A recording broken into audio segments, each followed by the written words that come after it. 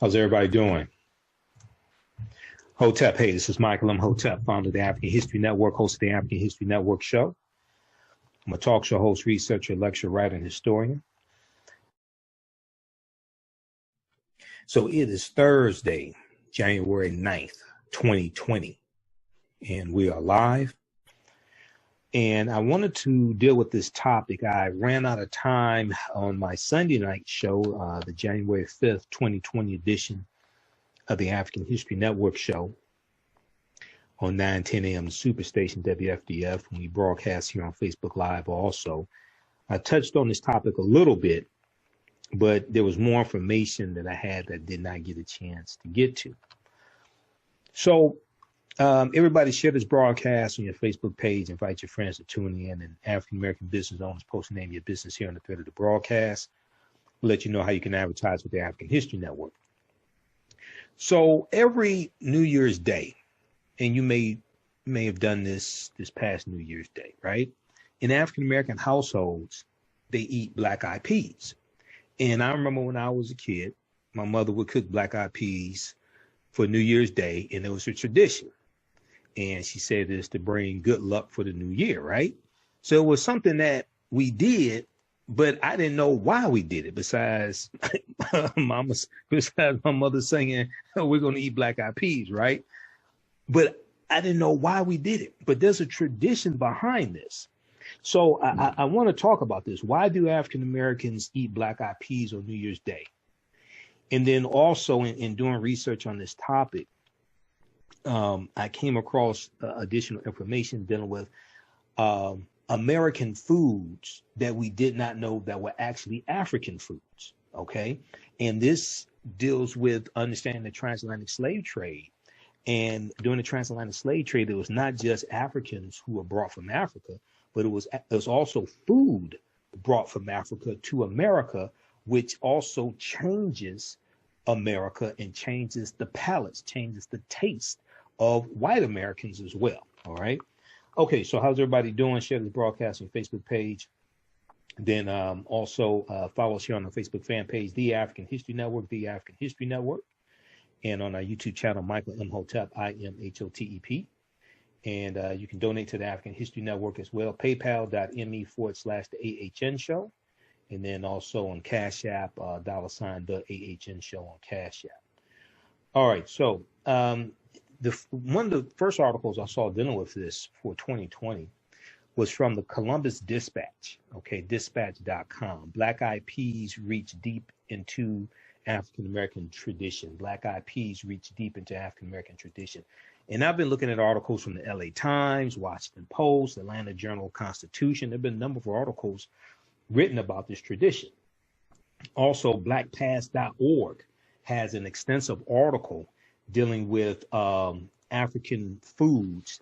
How do they put it? Transatlantic food migration, the African culinary influence on the cuisine of the Americas. It's a very deep, it's like 8 or 9 pages, very deep article, which deals with how African slaves, because they're the ones cooking the food, and because there are also foods brought from Africa, African slaves are changing the taste of their slave masters, okay? Not just the foods that they're cooking and foods they're bringing from Africa, but also the spices, the way they season the food as well. And we see this also in fried chicken. Okay, so there's a deep history behind all of this. All right, so if we look at this article from the Columbus Dispatch, and let me pin this information here also. Okay, if we look at this article from the Columbus Dispatch, it talks about black-eyed peas reach deep into African American tradition. And one of the things it talks about in the article is the first big meal of the new year with a pot of black-eyed peas at its center is deeply entwined with African American culture. Now, Jessica B. Harris is a food historian, and she was also cited in an article I read from National Geographic dealing with African foods that we thought were American foods. But food historian Jessica B. Harris said, eating black-eyed peas on New Year's Day has been done by Black Americans to ensure good luck in the incoming year. And she fondly recalled attending the lively New Year's Day party Maya Angelou held at her home in Harlem, New York, where Black Eyed Peas were served. Jessica B. Harris said, this tradition carries over from the Black American community into the general Southern community in many places and persists in the North as well as a result of the Great Migration. So the Great Migration is going to change this country. And it's important to understand the Great Migration is basically from 1915 to about 1970. 6 million African Americans migrate from the South up north and out west. Prior to the Great Migration, basically 90% of African Americans lived in the South as a legacy of slavery, 246 years of slavery. Okay, so Black Eyed Peas were domesticated in West Africa and carried to the South and the Caribbean in the era of slavery. Food historian Jessica B. Harris said, dried legumes were looked down on as a poor man's food, but the economic scarcities of the Civil War severely impacted the diets of both enslaved Africans and white Southerners. So when we look at the Civil War, 1861 to 1865, the South is going to be destroyed because of the Civil War. Plantations set on fire, bridges knocked out, all different types of things like this. The South is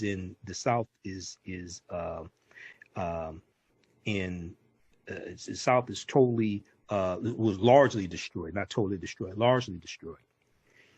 This is why you need a reconstruction to reconstruct the South. But one thing that oftentimes is not focused on, when we look at what's known as the Freedmen's Bureau, the Bureau of Freedmen, the U.S. Bureau of Freedmen, Refugees, and Abandoned Lands, we know they were providing services to the formerly enslaved Africans, the Black freedmen. They were helping them find lost loved ones and put the family back together. They were helping them get married. They were helping them do things like they were helping them put money in banks, all different types of things like this. But the Freedmen's Bureau was also helping destitute white people, because a lot of poor whites were, you have poor whites who worked on plantations. They may have been overseers, things like this. Well, when the plantations are destroyed, what have you, the enslaved Africans are set free. They're out of jobs. So you had a lot of poor, destitute white people as well. If you watch the original Roots, came out in 1977, Roots, Alex Haley's Roots. In the later episodes, after slavery ends, there was the fictitious white family of George. They called him White George because they had a George who was the son of Chicken George, and then the other George, they call him White George and his wife, and they were destitute. And he comes to George's house. These are the Black people are former slaves, and he's begging for food. And then while he's sitting there eating, he says, his wife was outside, she's pregnant, so the former slaves bring them in and feed them also, right? You had a lot of destitute white people that oftentimes are not talked about. So the Black Eyed Peas were domesticated in West Africa and carried to the South and the Caribbean in the era of slavery. Dried legumes were looked down on as poor man's food, but the economic scarcities of the Civil War severely impacted the diets of both enslaved Africans and white Southerners. Black Eyed Peas became more common, and it is said people considered themselves fortunate to eat them during a time rife with food insecurity. Okay, so because of a time of poverty, people going hungry, things like this, you had people who consider themselves fortunate to be able to have Black Eyed Peas, but Black Eyed Peas are coming from West Africa. Black Eyed Peas are an African food. Though, so they talked about, previously in the article, they talked about Mashama Bailey. And Mashama Bailey is a chef. And about 10 years ago, Mashama Bailey asked her maternal grandmother, Geneva West of Forsyth, Georgia, to serve Black Eyed Peas with ham hocks and collard greens on New Year's Eve. Mashama Bailey was returning to New York City where she lived and wanted to have that symbolic meal before she left that day.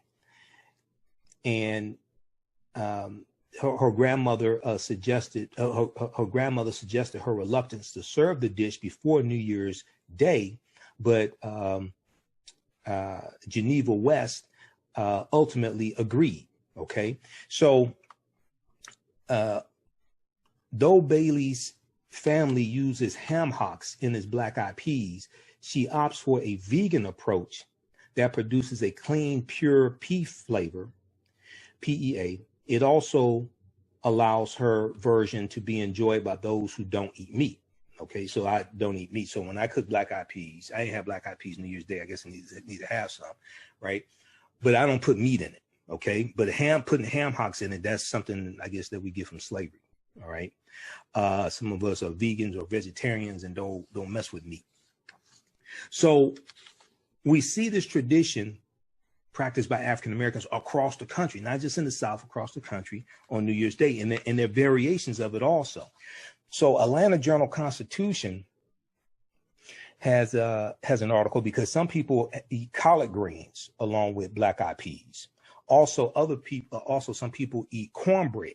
Okay, and eating peas is eating round food. The different types of peas is associated with coins, which is money.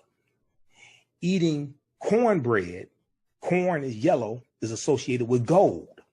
Okay, so both of these deal with prosperity. So Atlanta Journal-Constitution has an article. This is why we eat black-eyed peas on New Year's Day. This is why we eat black-eyed peas on New Year's Day, from Stephanie Toone, Toone. This is from December 31st, 2019. And in this article, they talk to, they reference researcher John Egerton, who wrote the book Southern Food at Home, on the Road, in History. And the article says a few culinary experts have some clues how this tradition came to be, talking about eating black-eyed peas and collard greens, okay, on New Year's Day. And we see this a lot in the South, and as Southerners migrate throughout the United States, they take this with them. And John Egerton said black-eyed peas are associated with a, quote, mystical and mythical power to bring good luck, end quote. So when I look at different sources for this, black-eyed peas are associated with prosperity and good luck. Now, according to a report by Southern Living, the black-eyed peas have that lucky reputation reaching all the way back to 500 AD as a part of the Jewish holiday of Rosh Hashanah, which is the Jewish New Year. Now, in an article from USA Today, Linda Palacio, Pelaccio, who is the host of a culinary radio show called A Taste of the Past, Linda Palacio said that peas and other lentils are associated with the holiday, okay, Rosh Hashanah. Eating them along with collards with their green color represent a financially prosperous new year.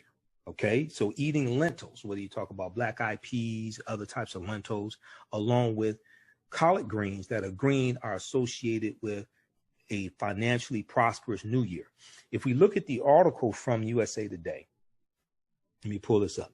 The article from USA Today that they cite is from December 31st, 2019. It's called Eating for Luck on New Year's. Why Foods from Grapes to Peas Promise Prosperity. Eating for Luck on New Year's.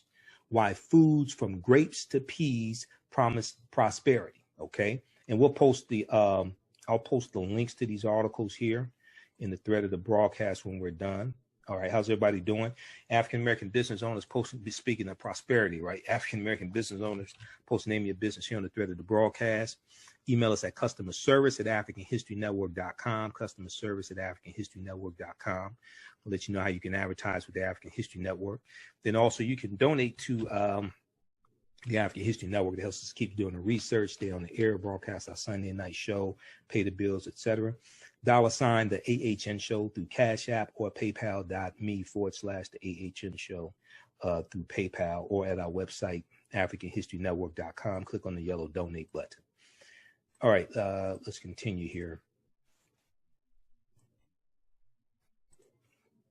Okay. All right. So when we look at this article here from USA Today, let me flip back over to it. Okay. Eating for luck on New Year's. Why foods from grapes to peas promise prosperity. They talk about peas and lentils. Round foods resemble coins and money. Okay. Linda Palacio says, eat these symbolic foods, many believe, for a financially successful new year. On the contrary, don't eat the round foods and you could have a year of bad luck, okay? If you eat peas with greens and cornbread, then that's even more auspicious. What with green being the color of money and cornbread calling to mind gold. Black-eyed peas are served with rice in the traditional southern U.S. dish called Hoppin' John, Hoppin', Hoppin' John, John. So I was looking at articles from Washington Post, things like this. So I keep seeing this dish, Hoppin' John. Now, I didn't know about Hoppin' John. You know, my parents are from the South, but I ain't never ate chitlins. My mother ate chitlins because she did that out in Tennessee. I have never eaten a chitlin. I have not eaten a chitlin to save my life. But anyway, so black-eyed peas are served with rice in the traditional southern U.S. dish called Hoppin' John for New Year's Eve. Or the peas can be part of a soup. In Italy, lentils mixed with pork for a lucky dish. So there's also a tradition of eating 12 grapes. Okay, now I didn't know about this. And this is practiced among the Hispanic community, all right? As the tradition goes, believers eat 12 grapes at midnight, 1 grape for each month of the year. According to one story, the ritual started in Spain around the year 1900, when a grape grower had a bumper crop, okay, said Linda Palacio, and was creative about giving away the surplus. But that history is fuzzy at best, she says. Regardless, stuffing a dozen grapes into one's mouth is a tradition that has spread to citizens of many Latin American countries. Okay, people annually eat the grapes, quote, as fast as physically possible without puking, end quote. All right, so I had never heard of that tradition. But, in researching this, there are traditions that different people have, different cultures have in different countries for New Year's Eve, New Year's Day, to bring prosperity and good luck in the new year. And there's also tradition about pork, tradition about noodles, things like that as well. So there's a lot. Check out this article here from, there's a lot more to it. Check out this article from USA Today. Eating for luck on New Year's, why foods from grapes to peas promise prosperity. We'll post this link here on the thread of the broadcast here. We got Kenya, Donita. How you doing, Donita? Maurice. Just a few of the people watching. Everybody share this broadcast on your Facebook page. Invite your friends to tune in also. Share this on your social media platforms as well, YouTube, etc. We've got, Donita, Maurice, Portia, Jeffrey, Charlotte. Who else? Gata, Dennis, just a few of the people watching. All right, let's continue here. So, okay, that's the USA Today article. Now, black-eyed peas in the South, we go back to the Atlanta Journal-Constitution article, right? Black-eyed peas in the South, though its roots do not stem from the South, eating black-eyed peas in particular dishes has become a Southern tradition, Linda Palacio said. Black-eyed peas are served with rice in the traditional Southern U.S. dish called Hoppin' John. This is another reference to Hoppin' John for New Year's Eve. Or the peas can be part of a soup. In Italy, lentils mixed with pork for a lucky dish. That tradition of eating the peas with rice is of African origin. That tradition of eating the peas with rice is of African origin. And it became popular in the South later, especially in the Carolinas, because we know a lot of Africans were taken into the Carolinas. Now, other black eyed peas combinations. Black eyed peas with cornbread represents gold, according to Southern Living. Stew your black eyed peas with tomatoes, and they become a symbol of wealth and health. One unusual but common New Year's Day black eyed peas tradition involves putting actual money in the dish. Now, I never heard of that before. You know, I learned some things. I learned some things doing research. Now, I knew about different foods. I knew about some foods that were actually African foods that became American, but I learned some things in doing research on this also. Some people add, so one unusual but common New Year's Day black eyed peas tradition involves putting actual money in the dish. Some people add to their luck by cooking their pot of peas with a penny or dime inside. Whoever gets the bowl with the coin in it, according to legend, has the best luck for the new year. I hope they don't swallow the dime or the penny, because they're going to have to go. They're going to go to the hospital or something like that, you know. So it's not going to be too lucky if they swallow the dime or the penny. All right. But check out this article from the Atlanta Journal-Constitution. This is why we eat black eyed peas on New Year's Day, by Stephanie Toone, Toone. All right. Now, there was a really good article from National Geographic. And this deals with African foods you thought were American, African foods you thought were American. Okay. And let me see, I want to make sure I'm not skipping over some of the articles. Oh, LA Times had a good article for many black families. New Year's greens and black eyed peas fill the belly and soul. This is from January 1st, 2020, from LA Times. Let's see. Okay, and they talk about Hoppin' John again in this article as well. All right, so that's one you can. There's a lot of anecdotes in that one, but this is this one from National Geographic. It's a really good historical article. 5 African foods you thought were American. 5 African foods you thought were American. It's likely that something you ate or drank today was first brought to North America by slaves. Now, this is from September 21st, 2016 by Catherine Zuckerman. And in the article, it talks about the opening of the National Museum of African American History and Culture in Washington, D.C., and there are nearly 37,000 objects that will go on display in collections that range from clothing and communities to segregation and slavery, stitching together a tapestry of suffering, triumph, and tradition. Some of these artifacts, like an oyster basket used by African American oystermen, and a large stock pot that was once used for cooking collard greens at DC's famed Florida Avenue Grill, will be part of an exhibit that looks at African American foodways across 3 distinct regions: the agricultural South, the Creole Coast, and the North.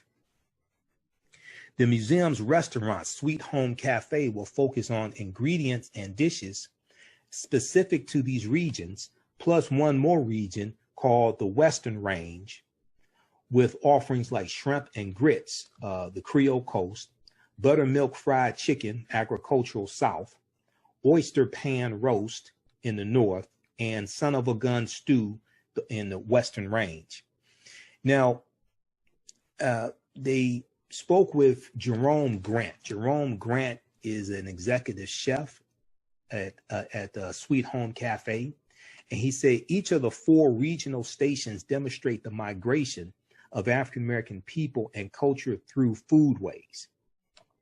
Indeed, many of the fruits, vegetables, and legumes we now take for granted came to the United States from Africa through the transatlantic slave trade.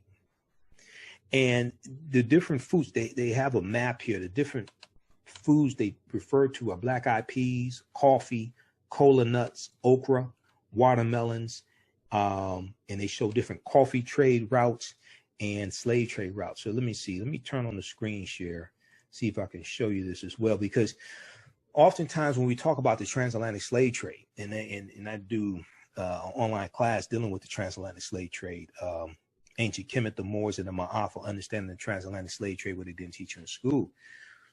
A lot of times we talk about the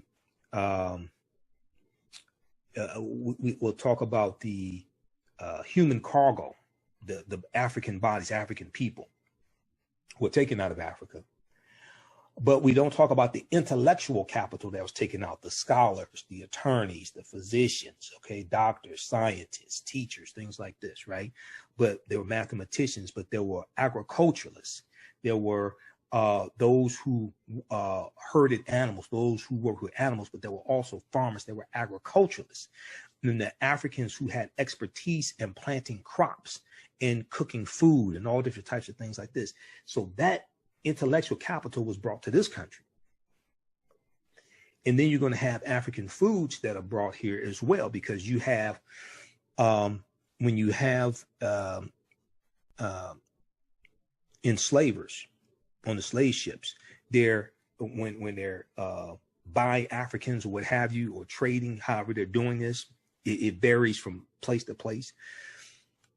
They're also getting food as well. They're also getting foods. And then also in the Caribbean, they're going to do the same thing in the Caribbean. And some of those Africans are going from Africa to the Caribbean and then coming here as well.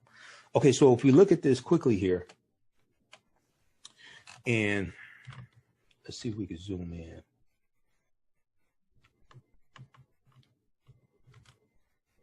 Okay, African food routes to North America.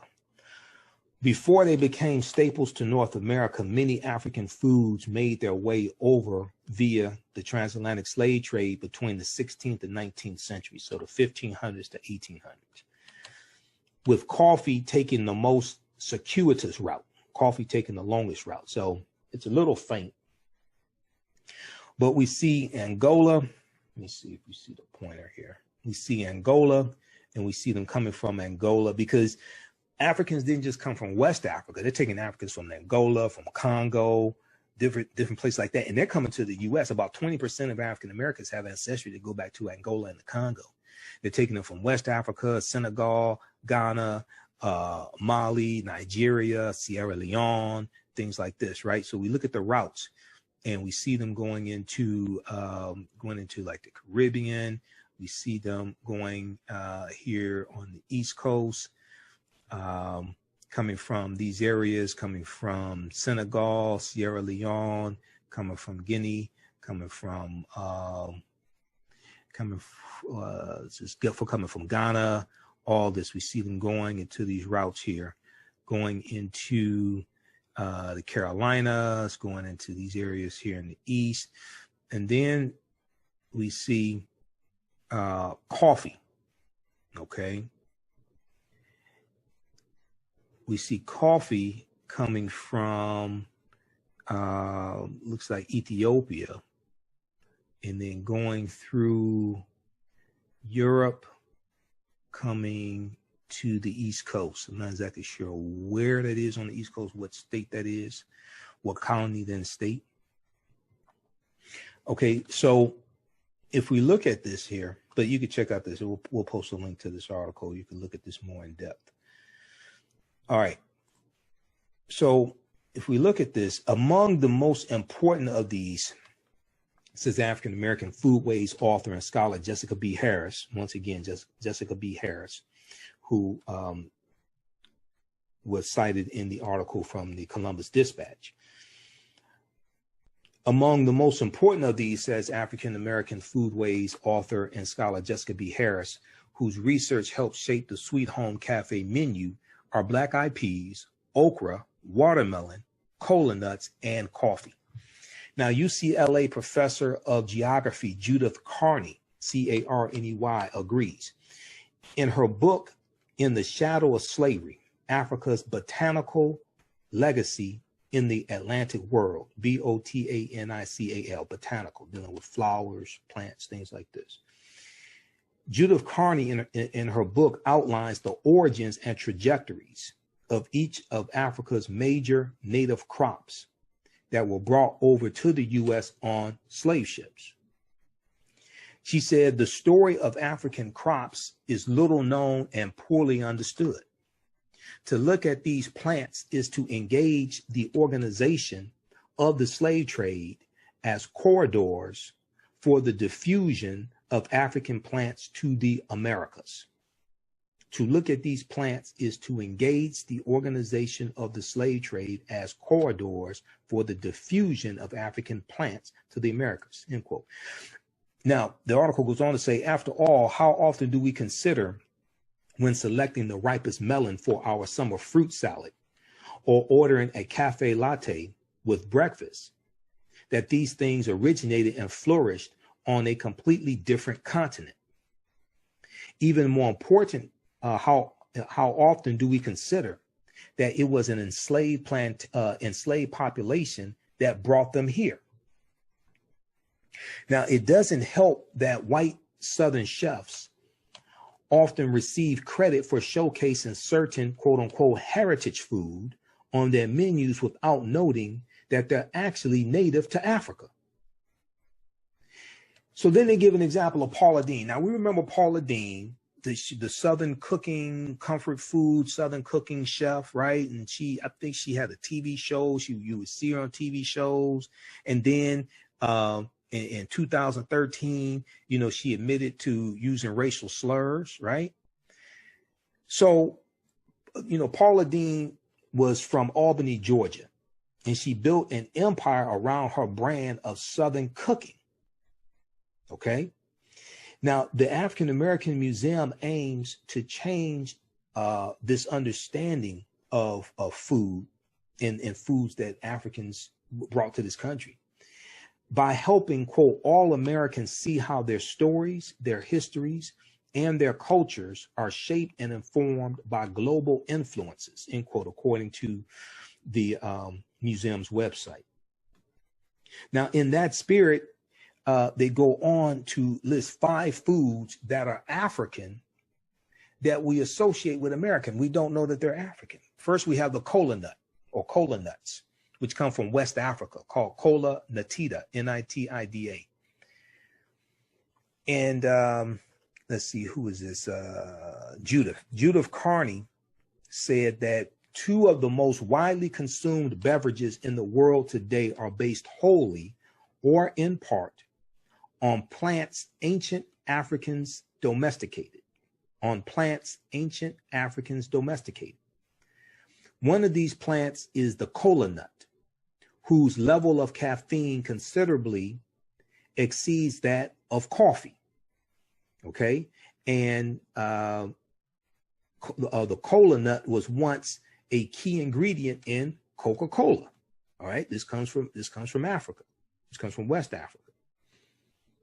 Enslaved Africans used the cola nuts to freshen the fetid, F-E-T-I-D, water available on the ships on their voyages across the Atlantic, which undoubtedly contributed to the early presence of the cola nut in New World plantation societies, Judith Carney said. Then we have okra. Now, I'm not a big fan of okra because it's slimy. But okra comes from West Africa as well. Okay, hibiscus esculentus, Esculentus.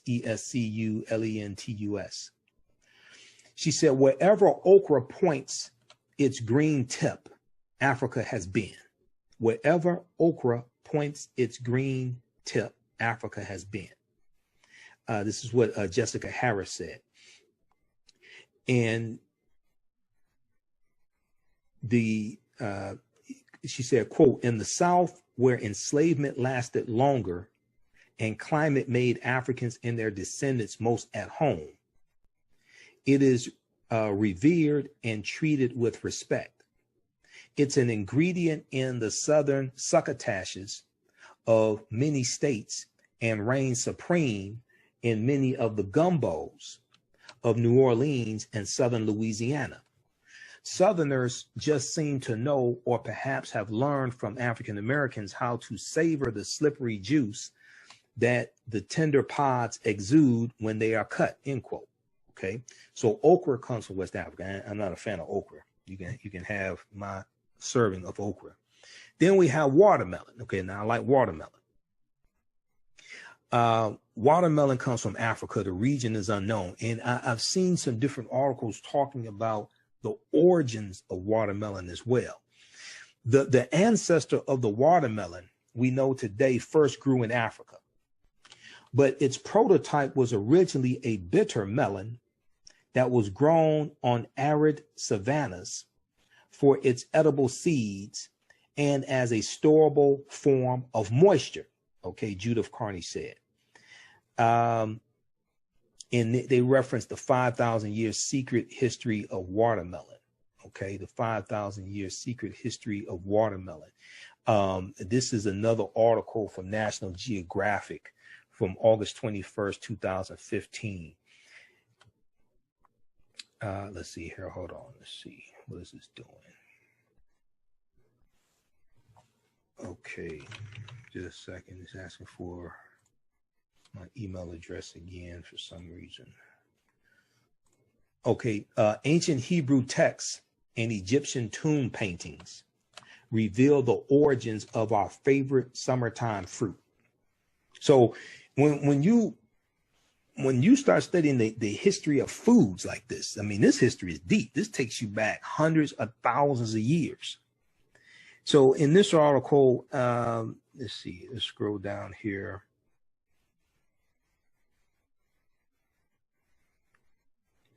All right, so they talk about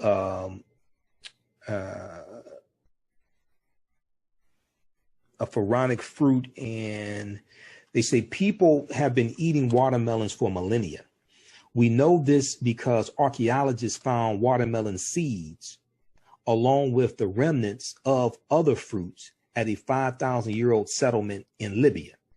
Okay, so 5,000 years ago, Libya was black. All right, for people that don't know. Seeds as well as paintings of watermelons also have been discovered in Egyptian tombs built more than 4,000 years ago, including King Tut's. Okay, one tomb painting in particular stands out. The watermelon depicted in the image is not round like the wild fruit. Instead, it has the now familiar oblong shape, suggesting that it was a cultivated variety. A fair question to ask is why the Egyptians, or the Kemet, or the Kemites, or the Kemet too, because Kemet, K-E-M-E-T, is one of the original names for what we call Egypt. Kemet meaning the land of the blacks. A fair question to ask is why the Egyptians began cultivating wild watermelons in the first place. The fruit was hard and unappetizing, tasting either bitter or bland. Yet somebody at some point said, hey, let's grow more of these. The answer is in the fruit's name, water. Unlike other fruits, watermelons could remain edible for weeks or even months if kept in a cool, shaded area. A National Geographic correspondent visiting Sudan in 1924 saw watermelons being collected and stored this way during the dry season, when they would be periodically pummeled to extract their water. Okay, and then they cite who is this? Paris, last name Paris, Harry Paris. Okay, Harry Paris is a horticulturalist at the agricultural research organization in Israel. And Harry Paris has spent years assembling clues, including ancient Hebrew texts, artifacts in Egyptian tombs, and medieval illustrations that have enabled him to chronicle the watermelon's astonishing 5,000-year transformation. So there's a deep history behind these foods. So when I did a video, I think I'm gonna have to do it again because it was on my old laptop, and this laptop has a much better camera on it. I did a video dealing with how watermelons became a racist trope, how watermelons became negative for African Americans, because for some African Americans during slavery, we would plant watermelons and we were allowed to plant watermelons. And for some of us, we could sell them and make some money, even during slavery. We may be enslaved, but we can still plant watermelons and either share what we, for some of us, we could sell the watermelons, make some money, share some of the money with the slave owner, what have you. But after slavery ends, when you're going to have black freedmen, former slaves who own land, watermelon was one of the crops that we grew because we had experience growing watermelon, and this experience growing watermelon is ancient. But when we were free in growing watermelon, then watermelon became looked at. White people associated that as being something negative because we're free and we're growing watermelons and we can make money off of it. And watermelons for us was a sign of independence. It was a sign that you own land, you could grow this crop, you can make money. So watermelons for us after slavery became a sign of independence. But there's an ancient history, an ancient African history to watermelons as well. Let me see if I can pull up one of these articles that I dealt with dealing with watermelons.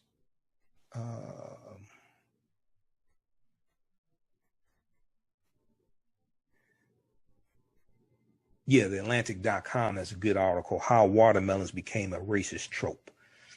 There's a number of articles I read dealing with this, but the Atlantic.com has one, How Watermelons Became a Racist Trope. Yeah, and so 1916, you have the singer Harry C. Brown, 1916. He records a song for Columbia Records called N-Word Love a Watermelon, Ha Ha Ha. That was the name of the song. Because what we're going to see is in the early 1900s, we're going to see these caricatures of African Americans eating watermelon and it being something negative. We also see this depicted in the 1915 movie, The Birth of a Nation by D.W. Griffith, which all the negative racist stereotypes of African Americans were depicted in this movie, and they showed them eating watermelon, things like this, right? So there's a whole history of how this 5,000-year-old African fruit that African people had been eating for 5,000 years, how this gets transformed into something negative and racist and part of minstrel shows, things like this, right? But Harry C. Brown writes, he sings this song, and it's a big hit. 1916. This is during the beginning of the Great Migration. This is during World War I, and the song is on YouTube. You just Google N-Word Love a Watermelon, Ha Ha Ha. You can listen to the song. The song took the tune from a old folk song called Turkey in the Straw. Turkey in the Straw, I think it was called. And that tune from Turkey in the Straw and Harry C. Brown's song is a popular song that's still played on ice cream trucks today. There was a article from NPR.org. NPR.org had an article dealing with how the famous, what is this called? Okay. I talked about this on my show back in like 2014 when this article came out. Recall that ice cream truck song, We Have Unpleasant News for You, okay? Recall that ice cream truck song, We Have Unpleasant News for You. So then it goes into this history of going from the minstrel shows in the late 1800s to the ice cream trucks in the early 1900s, from the minstrel shows to the ice cream parlors to the ice cream trucks going into people's neighborhoods, playing music from a previous generation, right? And tapping into that nostalgia and playing music associated with minstrel shows. All right, there's a deep history behind all of this stuff. Let me see. Let's pull this up on other computers, see if we can play this song here. So when you hear, this song on the ice cream truck, right? You know what's going on. Let's see here. Let's pull this up. But also if you go on YouTube, and because like in a couple of my lectures, I played some of this song. N-word level watermelon, ha ha ha. And you have to understand, this stuff was commonplace, like early 1900s, things like this. Now we do it to ourselves, and we get Grammy awards for doing that. Imagine that. We get NAACP awards, and get the N-word all in our music. But we used to fight against stuff like this. We used to have enough sense to protest against things like this. Now we become complicit in our own dehumanization. Let me see something here. They said, okay.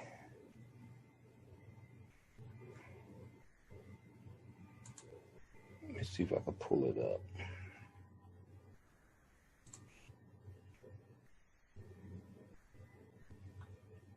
Now this is Turkey in the Straw. I just want you to hear the melody.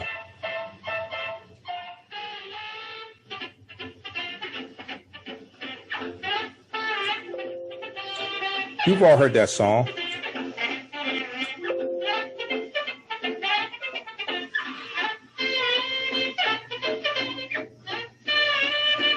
So we've all heard that song on the ice cream truck. So that's the 1942 version of Turkey in the Straw. But that song was also, that's an old song. That goes back to the late 1800s, something like that, Turkey in the Straw. But that was used as the melody for N-word level watermelon, ha ha ha, in 1916. Okay. So, and that song is still played by, ice cream trucks today. All right. So, and this ties into the history of the minstrel shows in this country. All right. So, what you do for yourself, what you do to yourself, and what you allow other people to do to you and get away with is based upon what you think about yourself. What you think about yourself is based upon what you've been taught about yourself. What you've been taught about yourself is based upon everything you've read, heard, and seen about yourself. All right. So when you start studying this history, you start studying the history of the minstrel shows going back to slavery, going back to 1828, about 1828, 1829, T.D. Rice, Thomas Dartmouth Rice creating the Jim Crow character. And Jim Crow character comes from the song, Turn Around, Jump Around, I Jump Just So. Every time I turn around, I jump Jim Crow. And then T.D. Rice being known as the father of the minstrel shows, and minstrel shows spreading all throughout the country, South and North, and becoming one of the top forms of entertainment in this country. And they're lampooning and caricatures of African Americans, dehumanizing images of African Americans, things like this. And we're going to see this. We see this come to radio when we have Freeman Gosden and Charles Correll in the 1920s create the characters of Amos and Andy, which became like the most popular radio show of its time. Amos and Andy. These are two white men who oftentimes would perform on the radio in blackface, because they would take pictures, put them in newspapers, put them in magazines, things like this. I'm an old radio show buff, so I study like the history of old radio shows, things like this. Freeman Gosden and Charles Correll created the characters of Amos and Andy. And I've seen pictures of them wearing blackface doing the radio show. Okay. And then when in 1950s, when the radio show came to television, then they couldn't have white men in blackface. So they got African Americans to portray Amos and Andy and Sapphire and Kingfish, things like this, right? And the NAACP rightfully protested against it. And I think it only stayed on there a couple of seasons or something like that. They rightfully protested against it. Today they give image awards to the TV show Empire. We used to protest against TV shows like Empire, okay? Because the Empire to me is like Amos and Andy. It's even worse, to tell you the truth. But the NAACP used to protest against stuff like that. The NAACP led protests against the movie The Birth of a Nation in 1915, okay? William Monroe Trotter, when it came to Boston, he led protests. There's a documentary called Birth of a Movement on PBS, Independent Lands. And it's about William Monroe Trotter leading protests in 1915 against the movie The Birth of a Nation. We saw Charlotta Bass out in California, who was she was an editor of a newspaper. And she was a member of the NAACP. Out there, they're leading protests all across the country. We're leading protests against this movie, because this movie called Race Riots in the Streets. And if you understand the movie The Birth of a Nation, it was based upon a novel called The Klansman by Reverend Thomas Dixon. And this movie glorified the Ku Klux Klan. It showed the Ku Klux Klan as being the heroes at the end of the movie, putting down a rebellion of former Negro Union soldiers, because the movie takes place during slavery, the Civil War, and Reconstruction. Okay, to make a long story short, because I want to get back to this main topic. The movie The Birth of a Nation came out in 1915, which was the 50th year anniversary of the Civil War ending, chattel slavery ending with the 13th Amendment of December 6, 1865. And all the hatred that the South had for losing the Civil War was shown in that movie. The movie takes place in Piedmont, South Carolina, on the plantation of a doctor, I forgot the doctor's name. But he's a night, quote unquote, nice slave owner. And there's a scene in the movie. The movie is a silent movie. Okay, it's 3 hours in length. It costs $100,000 to make the movie. Most expensive movie at the time, longest movie at the time. It's on YouTube. You can watch the entire movie. They have captions. Okay, so be prepared. It's a silent movie, directed by D.W. Griffith. But the movie was he used filmmaking techniques and shots and things like this that had never been seen before. All right. The movie made the case really to bring slavery back, because this goes to the case that the South was making to maintain slavery. The South was saying that slavery was a system that benefited everybody. They made the case that enslaved Africans were too ignorant to take care of themselves. If you had a benevolent or nice slave master, then the enslaved Africans would become almost part of the family, and he would take care of them and provide food and clothing and shelter for them. Okay. There's a scene where they show the slaves on the plantation singing and dancing and entertaining the doctor and his family. They're sitting on the doctor and his family sitting on the porch, and the little slave children and enslaved Africans are dancing and singing, entertaining them, right? This is the case that the South was making. The South was making that the case that the system of slavery had a system of checks and balances. If you turn the Africans free, they will not be able to take care of themselves. They're going to be wild. And you're going to have black men trying to rape white women. That's depicted in the film. Okay. Now, most of the characters who were supposed to be African Americans in the movie were white people in blackface. And there's a scene where they have quote unquote the big black brute trying to rape a white virgin. This movie calls Race Riots in the Streets. This movie rejuvenated the Ku Klux Klan in this country, because if you know anything about the Ku Klux Klan had largely died out by 1815. The Klan was severely hurt by the 1871 Ku Klux Klan Act of 1871. But by 1915, this is 50. So the Klan is founded December 24th, 1865 in Pulaski, Tennessee. Okay, it's founded about a week after the 13th Amendment is ratified, December 18th, 1865. So the Klan is large. They still exist, but they're weak. They've largely died out by 1915. A lot of the early Klan members are dead. This movie rejuvenated the Ku Klux Klan. And the Klan becomes very powerful again in the 1920s. So around 1926, you see the Klan, they have the march in Washington, D.C., outside the U.S. Capitol building. The Klan becomes very powerful again because of this movie. And the movie was so powerful that in newspaper ads, in newspapers where they had ads advertising the movie The Birth of a Nation, the Ku Klux Klan would oftentimes take out recruiting ads next to the ad of the movie The Birth of a Nation. Because when you saw the movie poster for The Birth of a Nation, they had a Klansman on a horse in the movie, on the movie poster. The first 30 days that the movie was out, the movie was called The Klansman.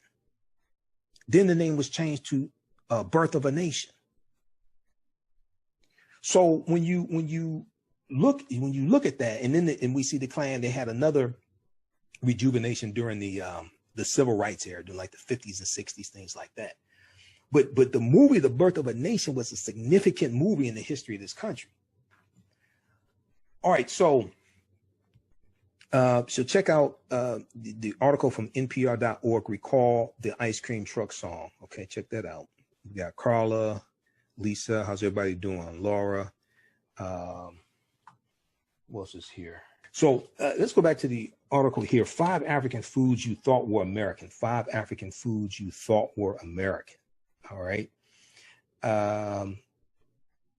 Let's see here. Okay, so we found out that watermelon dates back 5,000 years ago, right? A lot of people didn't know this. Okay, so there's a reason why African Americans like watermelon. Okay, it's an ancient African food. Okay, let me post this article right here. The 5,000 years secret history of watermelon. There's a reason why African Americans like watermelon. It's an ancient African food. Okay, so let's go back to the previous article here. Let me back up.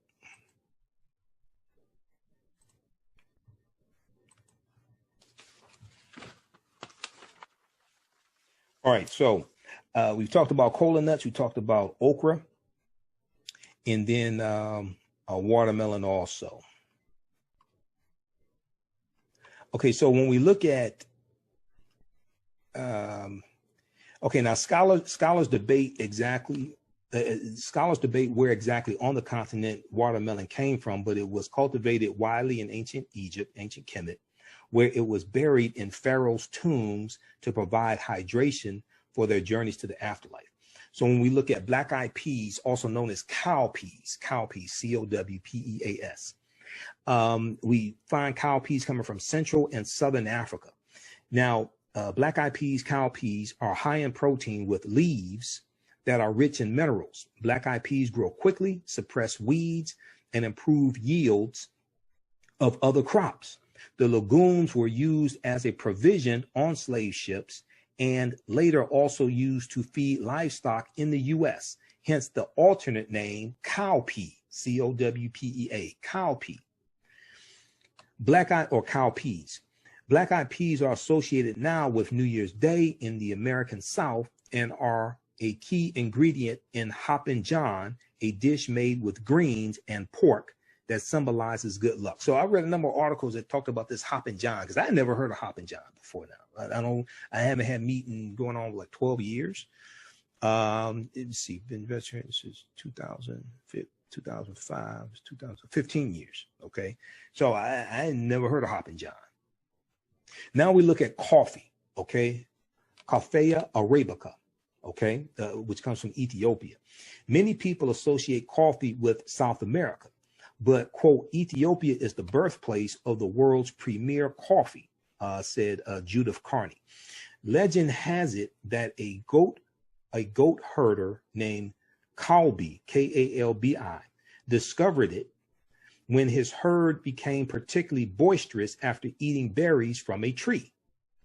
Whether that's true or not, quote, how to take a coffee bean, know when and how to roast it, and turn it into a delicious beverage involved a deep cultural knowledge system of growing and brewing varieties from the Ethiopian highlands where it originated, end quote, said Judith Carney. Now, when Europeans reached East Africa, Yemen, Saudi Arabia, and the Emirates in the 16th century, they encountered coffee houses and culture around the drink. But given the racial prejudice against Africans honed during the transatlantic slave trade, and the fact that coffee had become so central to Muslim culture, Europeans attributed the art of making the drink and the profusion of coffee houses to Muslim societies. Now, Judith Carney says in her book, quote, the popular image of Africa today is of a hungry continent. Yet it's because of African crops and enslaved Africans enslaved agricultural practices that we eat what and how we do in America. Okay, it's because of African crops and because of the agricultural practices of African slaves that we eat what and how we do in America. So this is another way that Africa has profited, that America has profited from Africa and has profited from the transatlantic slave trade. It's not just from the African bodies, it's not just from the labor, but it's also the foods from Africa that have come to America and have become American as well. Okay, so check out this article as well, 5 African foods you thought were American from National Geographic. All right, let's see who we have here. Okay, how's everybody doing? Share this broadcast. Follow us on our YouTube channel, Michael Imhotep, Imhotep. Follow us on our Facebook fan page, the African History Network. Visit our website, AfricanHistoryNetwork.com. All of my DVD lectures are there. If you like this type of information, all of my DVD lectures are at our website, AfricanHistoryNetwork.com, AfricanHistoryNetwork.com. Our latest bundle pack is the Black Migration 1619 to 2019 6-lecture bundle pack. We have it in digital download format and DVD format as well. So this on sale $45 and $50. So we just posted that link. Check that out also. And all of my, I have about 45 of my lectures at our website, AfricanHistoryNetwork.com. Okay. Listen to the African History Network show every Sunday, 9 p.m., 11 p.m. Eastern Standard Time on 9:10 a.m. the Superstation WFDF. Don't I have a voice for radio? That's what everybody tells me, right? So so this year I'm celebrating my 10th year in radio. And March 10th, 2020 will be 10 years of doing the African History Network show. And April of 2020 will be 4 years of doing the African History Network show on 9:10 a.m. the Superstation WFDF in Detroit. If you like this type of information, you can also donate to the African History Network, paypal.me/the AHN show. And also through Cash App, $ the AHN show through Cash App. We posted a link here. And at our website, AfricanHistoryNetwork.com, click on the yellow donate button as well. Okay. All right. So all of our shows are podcasted. Let's see, our January 5th, 2020 show is in audio podcast format also. So when you go to AfricanHistoryNetwork.com, click on the link, listen to podcasts. We're on 8 different podcast platforms, wherever you get your podcast from, whether it's Castbox, iTunes, Stitcher, FM player, TuneIn, radio. Just search for the African History Network show, the African History Network show. And when you go to Blog Talk, if you go to our website, click on the link listen to podcasts, it takes you to our Blog Talk Radio page, blogtalkradio.com/the African History Network show. We have about 1,000 audio podcasts there going back to 2010. Okay, so I've been doing this for a minute. All right, let's see. Let's look at some more of your comments here before we get out of here. Let's see. We got Audrey. Okay, how you doing, Audrey? Thanks for the enlightenment. We've got Laura. Okay, so it's very educational and enlightening. All right, good. This is a lot of work. Okay, we got Carla, Lisa, Nathaniel. And I'm going to have to do a separate broadcast really dealing with the history of watermelon.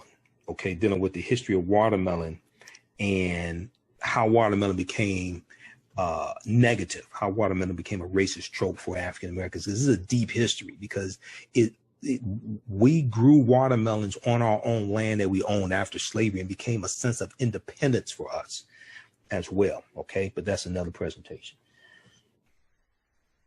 All right, and okay, Sherwin. Let's see here. All right. Okay.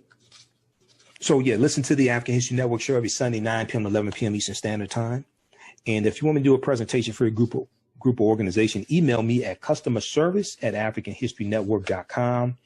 Customerservice@africanhistorynetwork.com. Okay, whether it's for Dr. King Day, whether it's for February African American History Month, we know that's coming up. Email me at customerservice@africanhistorynetwork.com, and we can make that happen. All right. Now, in 2020, a lot of people want to get their credit straight, and R Credit Services and Chandra Middleton can help you with this. Are you tired of having poor credit? Are you tired of paying those high double-digit interest rates?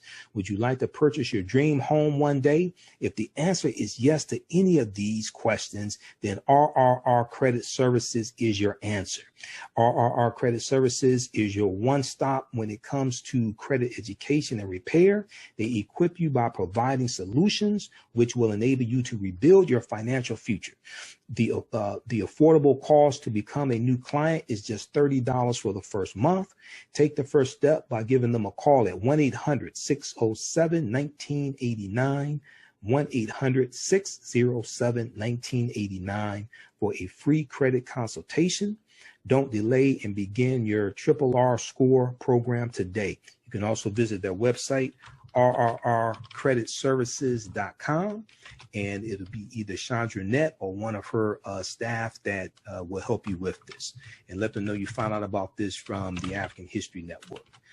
All right, guys, look, hey, we have to get out of here. Remember at the African History Network, we focus on educating, empowering, and inspiring people of African descent throughout the diaspora and around the world, because right now it's corrects wrong behavior. What you do for yourself, what you do to yourself, and what you allow other people to do to you and get away with is based upon what you think about yourself. What you think about yourself is based upon what you have been taught about yourself. Remember, right now it's corrects wrong behavior. It's not over till we win. Wakanda forever. We'll talk to you next time. Peace. All right, visit our website, AfricanHistoryNetwork.com, AfricanHistoryNetwork.com. You can support the African History Network, $ the AHN show through Cash App and through PayPal as well, paypal.me/the AHN show. So we have our Cash App link here right on the homepage of our website, as well as PayPal. So that helps us keep doing the research, stay on the air, keep broadcasting, etc. Pay some of the bills. Register for the fantastic online history course I teach on Saturdays, 4 p.m. Eastern Standard Time. Now, we do the sessions live. All the sessions are archived and recorded. You can go back and watch this anytime. And even after the course is over with, you'll still have access to watch the class. Ancient Kemet, one of the original names for Egypt, the Moors, and the Ma'afa, understanding the transatlantic slave trade, what they didn't teach you in school. It's a 12-week online history course. It just started up. Click right here to register. And you can do debit card or credit card or pay through PayPal. We have our class lesson plan right here as well. There are over 200 slides that we look at in the class, 80 to 100 articles. 15 books that we reference. You don't have to buy any of the books. I'll show you excerpts of the book right on the screen. the video clips that we look at, etc. Interviews I've done with many of our scholars like Professor James Small, Professor Kaba Kamene, Anthony Browder, Runoko Rashidi, and more. Click right here to download the lesson plan, and you can we have a overview of the class right here as well. All right, look, we have to get out of here. Remember, at the African History Network, let's see here. So hopefully you all learned a lot today. Give us a thumbs up, give us a heart, give us a like on this broadcast. Remember, at the African History Network, we focus on educating, empowering, and inspiring people of African descent throughout the diaspora and around the world, because right now it's corrects wrong behavior. What you do for yourself, what you do to yourself, and what you allow other people to do to you and get away with is based upon what you think about yourself. It's not over till we win.